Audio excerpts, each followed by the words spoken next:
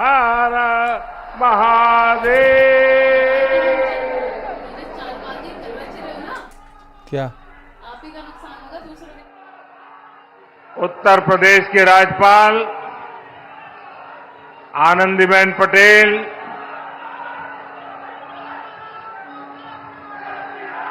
मुख्यमंत्री श्रीमान योगी आदित्यनाथ,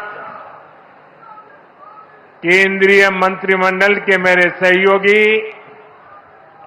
शिवराज सिंह चौहान, भागीरथ जी चौधरी, उत्तर प्रदेश के उप मुख्यमंत्री केशव प्रसाद मौर्य, ब्रजेश पाठक, विधान परिषद के सदस्य और भारतीय जनता पार्टी के अध्यक्ष श्री भूपेंद्र चौधरी जी, प्रदेश सरकार के अन्य मंत्रीगण, जनप्रतिनिधिगण और विशाल संख्या में आए हुए मेरे किसान भाई बहन, काशी के मेरे परिवारजनों,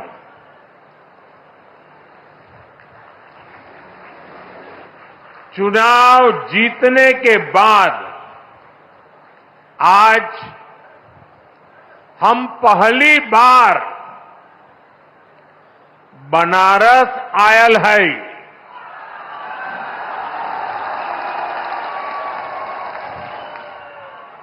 काशी के जनता जनार्दन के हमार प्रणाम।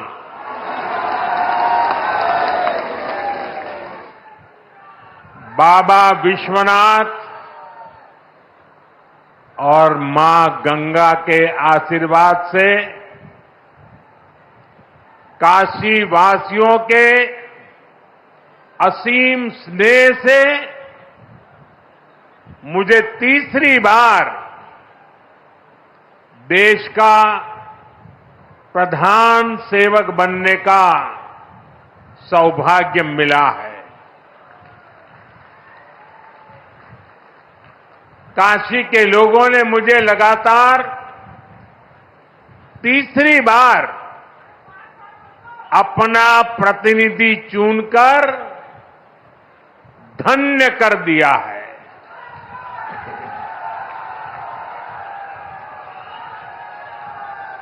अब तो मां गंगा ने भी जैसे मुझे गोद ले लिया है, मैं यहीं का हो गया हूं। इतनी गर्मी के बावजूद आप सभी यहां बड़ी संख्या में आशीर्वाद देने आए और आपकी ये तपस्या देख करके सूर्य देवता भी थोड़ा ठंडक बरसाने लग गया।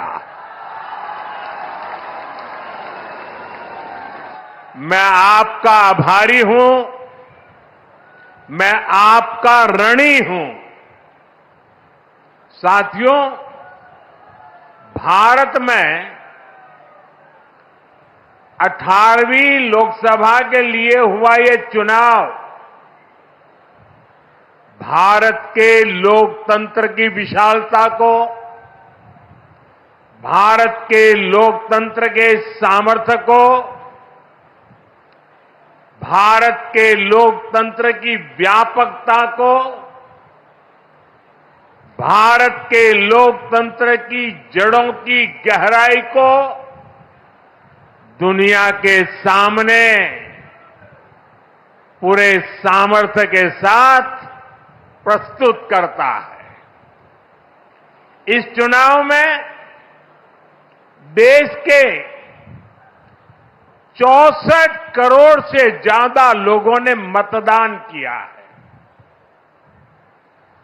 पूरी दुनिया में इससे बड़ा चुनाव कहीं और नहीं होता है,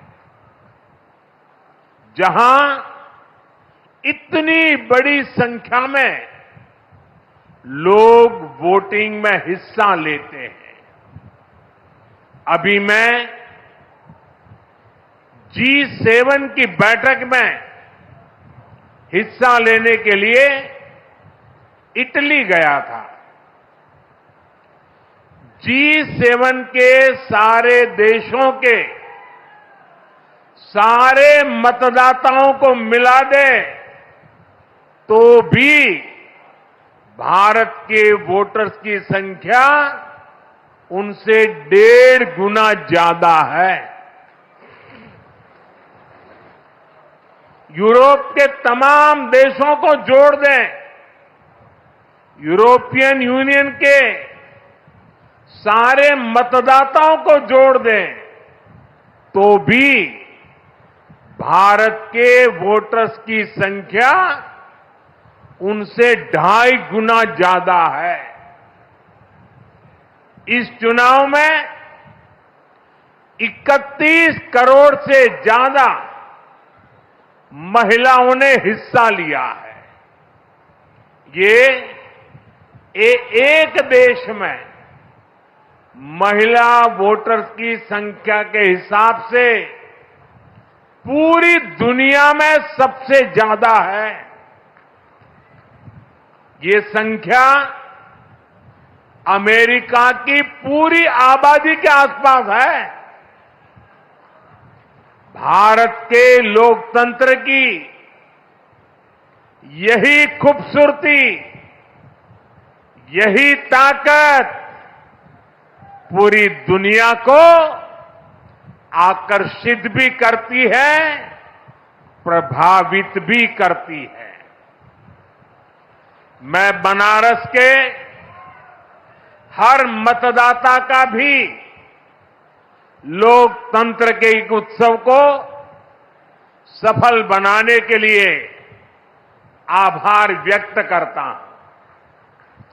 ये बनारस के लोगों के लिए भी गर्व की बात है। काशी के लोगों ने तो सिर्फ एमपी नहीं बल्कि तीसरी बार पीएम भी चुना है। इसलिए आप लोगों को तो डबल बधाई। साथियों, इस चुनाव में देश के लोगों ने जो जनादेश दिया है वो वाकई अभूतपूर्व है। इस जनादेश ने एक नया इतिहास रचा है। दुनिया के लोकतांत्रिक देशों में ऐसा बहुत कम ही देखा गया है कि कोई चुनी हुई सरकार लगातार तीसरी बार वापसी करे। लेकिन इस बार भारत की जनता ने ये भी करके दिखाया है। ऐसा भारत में 60 साल पहले हुआ था। तब से भारत में किसी सरकार ने इस तरह हैट्रिक नहीं लगाई थी। आपने ये सौभाग्य हमें दिया, अपने सेवक मोदी को दिया। भारत जैसे देश में जहां युवा आकांक्षा इतनी बड़ी है, जहां जनता के अथाह सपने हैं, वहां लोग अगर किसी सरकार को 10 साल के काम के बाद फिर सेवा का अवसर देते हैं तो ये बहुत बड़ी विक्ट्री है, बहुत बड़ा विजय है और बहुत बड़ा विश्वास है। आपका ये विश्वास मेरी बहुत बड़ी पूंजी है। आपका ये विश्वास मुझे लगातार आपकी सेवा के लिए देश को नई ऊंचाई पर पहुंचाने के लिए कड़ी मेहनत करने की प्रेरणा देता है। मैं दिन रात ऐसे ही मेहनत करूंगा आपके सपनों को पूरा करने के लिए, आपके संकल्पों को पूरा करने के लिए मैं हर प्रयास करूंगा। साथियों, मैंने किसान, नौजवान, नारी शक्ति और गरीब, इन्हें विकसित भारत का मजबूत स्तंभ माना है। अपने तीसरे कार्यकाल की शुरुआत मैंने इन्हीं के सशक्तिकरण से की है। सरकार बनते ही सबसे पहला फैसला किसान और गरीब परिवारों से जुड़ा फैसला लिया गया है। देश भर में गरीब परिवारों के लिए 3 करोड़ नए घर बनाने हो या फिर पीएम किसान सम्मान निधि को आगे बढ़ाना हो, ये फैसले करोड़ों करोड़ों लोगों की मदद करेंगे। आज का ये कार्यक्रम भी विकसित भारत के इसी रास्ते को सशक्त करने वाला है। आज इस खास कार्यक्रम में काशी के साथ साथ काशी से ही देश के गांवों के लोग जुड़े हैं। करोड़ों किसान हमारे साथ जुड़े हुए हैं और ये सारे हमारे किसान माताएं, भाई बहनें आज इस कार्यक्रम की शोभा बढ़ा रहे हैं। मैं अपनी काशी से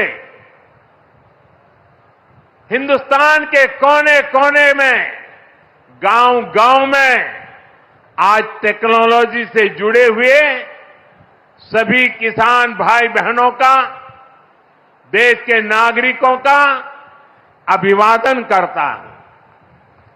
थोड़ी देर पहले ही देश भर के करोड़ों किसानों के बैंक खाते में पीएम किसान सम्मान निधि के 20,000 करोड़ रुपए पहुंचे हैं।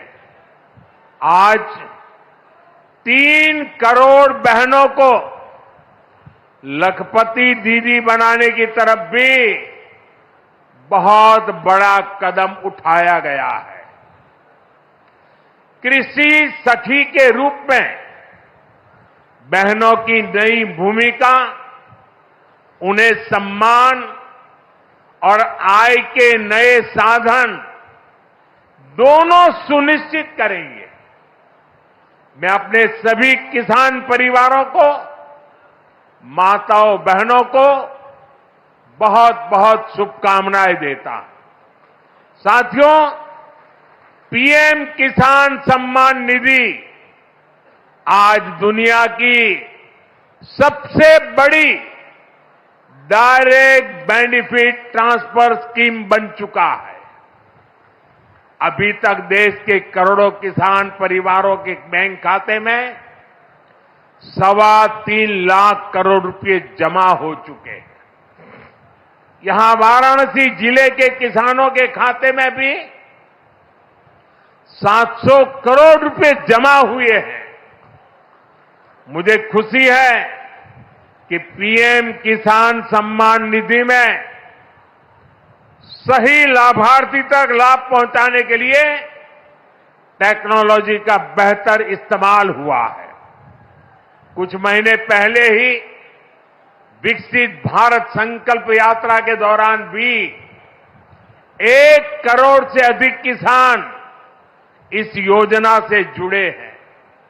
सरकार ने पीएम किसान सम्मान निधि का लाभ पाने के लिए कई नियमों को भी सरल किया है।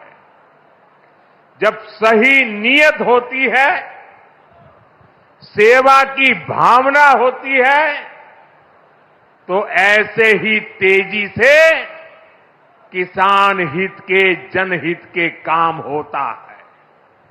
भाई और बहनों, 21वीं सदी के भारत को दुनिया की तीसरी बड़ी आर्थिक ताकत बनाने में पूरी कृषि व्यवस्था की बड़ी भूमिका है।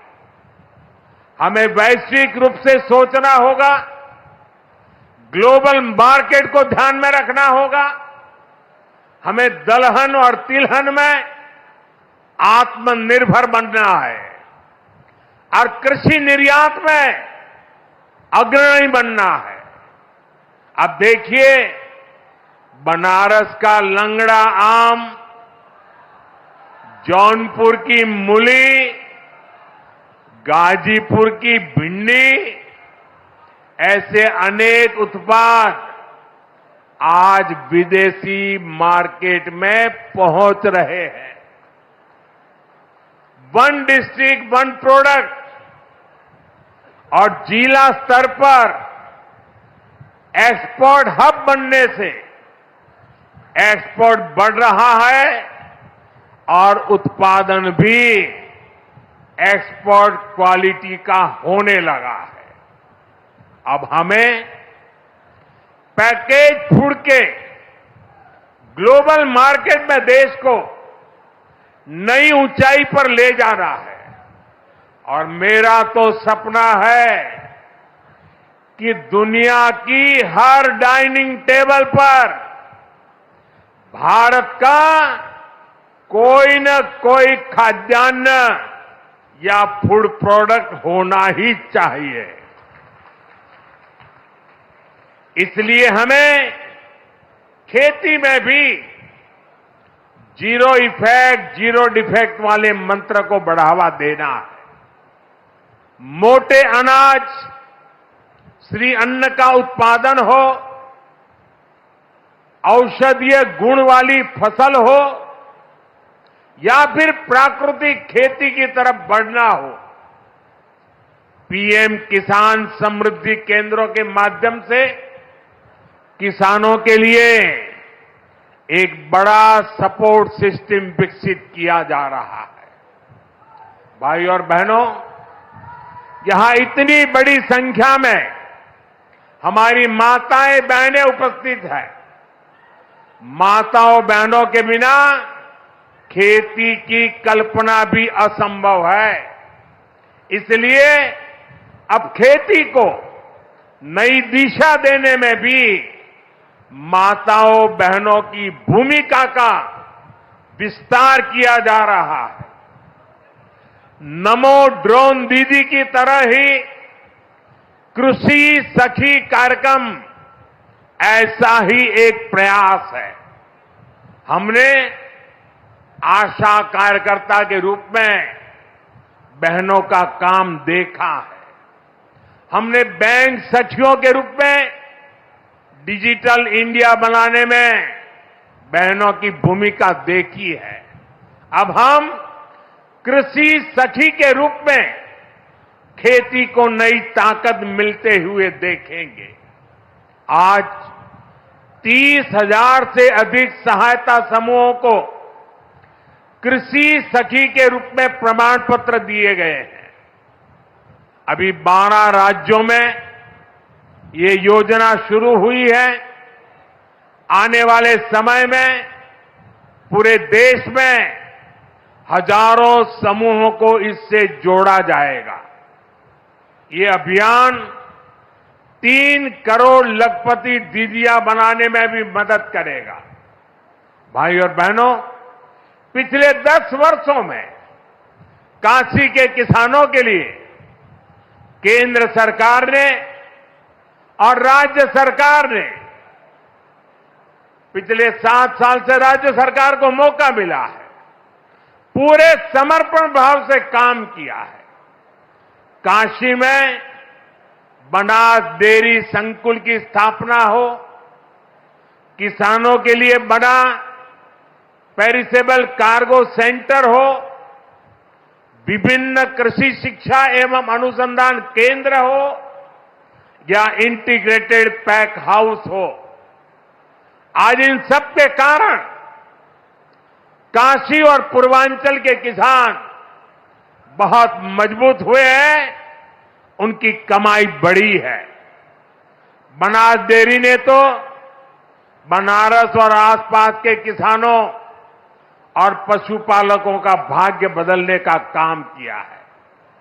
आज ये डेयरी हर रोज करीब 3 लाख लीटर दूध जमा कर रही है। अकेले बनारस के ही 14,000 से ज्यादा पशुपालक, ये हमारे परिवार इस डेयरी के रजिस्टर्ड हो चुके हैं। अब बनास डेयरी अगले 1-1.5 साल में काशी के ही 16,000 और पशुपालकों को अपने साथ जोड़ने जा रही है। बनास डेयरी आने के बाद बनारस के अनेकों दूध उत्पादकों की कमाई में भी 5 लाख रुपए तक की वृद्धि हुई है। हर साल किसानों को बोनस भी दिया जा रहा है। पिछले साल भी 100 करोड़ रुपए से ज्यादा का बोनस पशुपालकों के बैंक खाते में भेजा गया था। बनास डेयरी अच्छी नस्ल की गीर और साहिवाल गायों को भी किसानों को दे रही है। इससे भी उनकी आमदनी बढ़ी है। साथियों, बनारस में मछली पालकों की आय बढ़ाने के लिए भी हमारी सरकार लगातार काम कर रही है। पीएम मत्स्य संपदा योजना से सैकड़ों किसानों को लाभ हो रहा है। उन्हें अब किसान क्रेडिट कार्ड की भी सुविधा मिल रही है। यहां पास में चंदौली में करीब 70 करोड़ की लागत से आधुनिक फिश मार्केट का निर्माण भी किया जा रहा है। इससे भी बनारस के मछली पालन से जुड़े किसानों को मदद मिलेगी। साथियों, मुझे खुशी है कि पीएम सूर्यघर मुफ्त बिजली योजना को भी बनारस में जबरदस्त सफलता मिल रही है। यहां के करीब 40,000 लोग इस योजना के तहत रजिस्टर हुए हैं। बनारस के 2100 से ज्यादा घरों में सोलर पैनल लग चुका है। अभी 3,000 से ज्यादा घरों में सोलर पैनल लगाने का काम चल रहा है। जो घर पीएम सूर्यघर मुफ्त बिजली योजना से जुड़े हैं, उनमें से ज्यादातर को डबल फायदा हुआ है। उनका बिजली बिल तो 0 हो ही गया है, 2-3 हजार रुपये की कमाई भी होने लगी है। साथियों, बीते 10 सालों में बनारस शहर और आसपास के गांवों में कनेक्टिविटी का जो काम हुआ है, उससे भी बहुत मदद हुई है। आज काशी में देश के सबसे पहले सिटी रोपवे प्रोजेक्ट का काम अपने आखिरी पड़ाव तक पहुंच रहा है। गाजीपुर, आजमगढ़ और जौनपुर के रास्तों को जोड़ती रिंग रोड विकास का रास्ता बन गई है। फुलवरिया और चौका घाट के फ्लाईओवर बनने से जाम से जूझने वाले बनारस के आप लोगों को बहुत राहत हुई है। काशी, बनारस और कैंट रेलवे स्टेशन अब एक नए रूप में पर्यटकों और बनारसी लोगों का स्वागत कर रहे हैं। बाबतपुर एयरपोर्ट का नया रूप न सिर्फ यातायात बल्कि व्यापार को भी सहूलियत दे रहा है।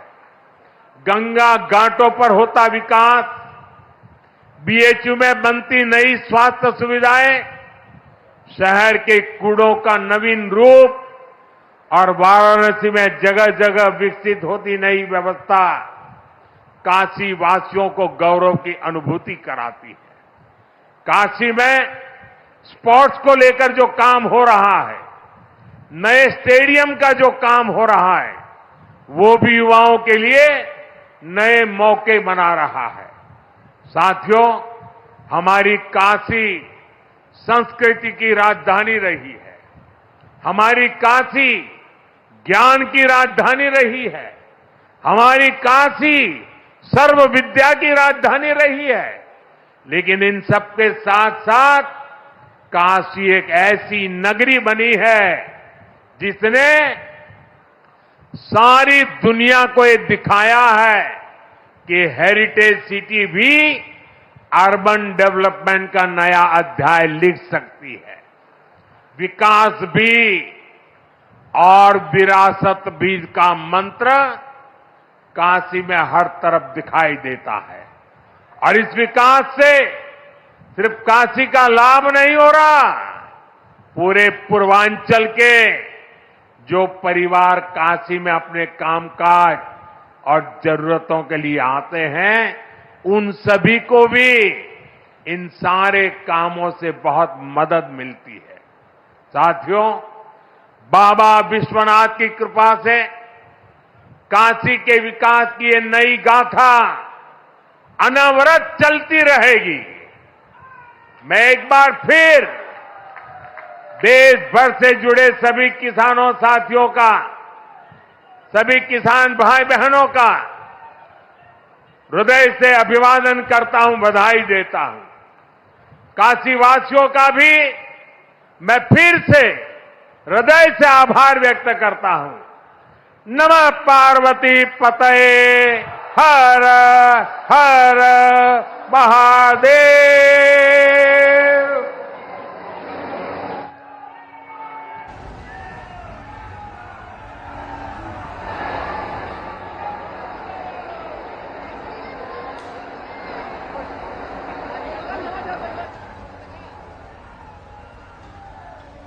हृदय की गहराइयों से नमन, आभार, साधुवाद। चाहता हूं कि कोई नेक काम हो जाए, मेरी हर सांस इस देश के नाम हो जाए। जो सिर उठे तो सामने तिरंगा हो और सिर झुके तो देश को प्रणाम हो जाए। जिनकी सांस सांस में मां भारती का गौरव। प्रधानमंत्री मोदी ने वाराणसी में मंच से संबोधित किया और उन्होंने भारत को लेकर एक बार फिर से अपना विजन क्लियर किया कि आने वाले समय में भारत को विकसित राष्ट्र बनाना है, तीसरी बड़ी इकोनॉमी बनाने की तरफ भारत को जल्द से जल्द लेकर जाना है। और प्रधानमंत्री मोदी ने कहा कि